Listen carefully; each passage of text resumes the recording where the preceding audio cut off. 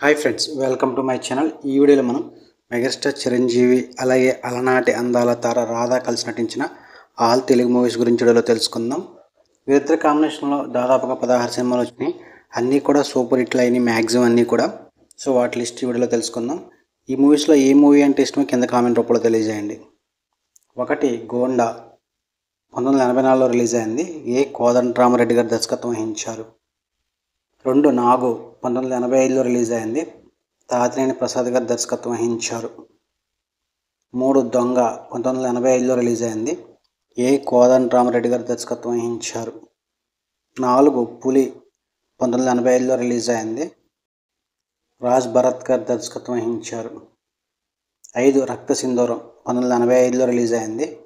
కోదండరామరెడ్డి గారు దర్శకత్వం వహించారు. 6 అడవి దొంగ 1986లో రిలీజ్ అయింది.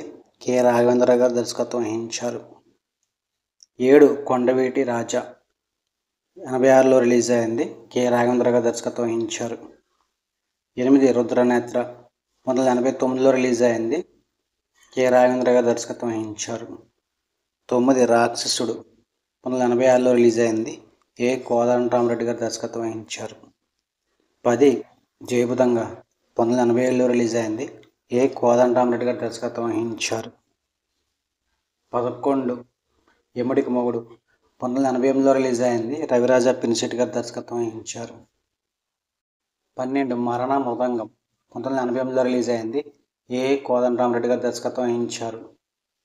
13 స్టేట్ రౌడీ 1989లో రిలీజ్ అయింది. గోపాల్ దర్శకత్వం వహించారు. 14 లంకేశ్వరుడు 1989లో రిలీజ్ అయింది. దాసరి నారాయణరావు గారు దర్శకత్వం వహించారు. 15 కొండవీటి దొంగ 1990లో రిలీజ్ అయింది. కోదండరామరెడ్డి గారు దర్శకత్వం వహించారు. 16 కొదమసింహం 1990లో రిలీజ్ అయింది. మురళీమోహన్ రావు గారు దర్శకత్వం వహించారు. ఇవి చిరంజీవి రాధా కలిసిన ఆల్ తెలుగు మూవీస్ లిస్ట్. ఈ మూవీస్లో ఏ మూవీ ఇష్టమో కింద కామెంట్ చేయండి. లైక్ చేయండి, షేర్ చేయండి. Thank you for watching.